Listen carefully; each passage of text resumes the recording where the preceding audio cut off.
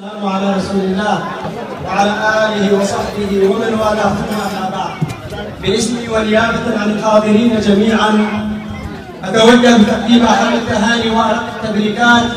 للشاب ممدوح حمود صالح الصايدي، وأقول له بارك الله له وبارك عليه وجمع بينهما في خير. كما أتقدم نيابة عنكم بتهنئة الوالد حمود صالح الصايدي والأخ العزيز مجاهد الصايدي بهذا العرس المبارك، وأتقدم إليهم بهذه الأبيات المتواضعة: صور السعادة في الجموع تلوح، صور السعادة في الجموع تلوح،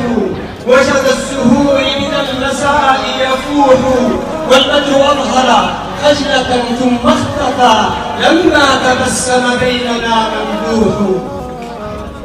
والبدر أظهر خجلة ثم اختفى لما تبسم بيننا ممدوح، هو بدرنا وعريسنا في ليلة تبدو التهاني بيننا وتروح، كل القلوب أتت تبارك عرسه وكذا الحنايا باركت والروح، يا ألف ألف مبارك لعريسنا بالشعر أشدو ها هنا وأبوح،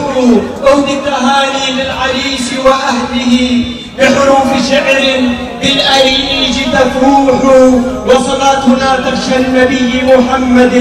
من صدره بكتابنا مشروح. أما الآن إلى قصيدة هذه الحفلة والتي تقول: دوما بحسن جمالها أتعذب،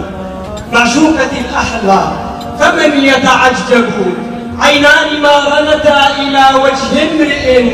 إلها، والعود إن نطقت يهيم ويضرب، الشمس تشرق من ضفاف شفاهها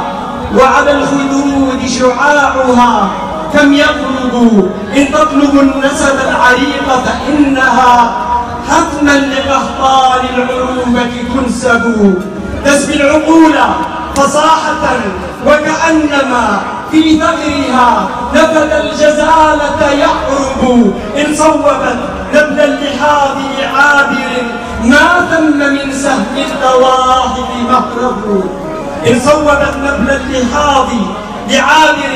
ما ثم من سهم اللواحظ مهرب، في وجهها تلقى الدور مفاتنا والورد من لون لما يتخضب، إن يمنحوا أحلى القصائد نسوة في غيرها كل القصائد تكذب.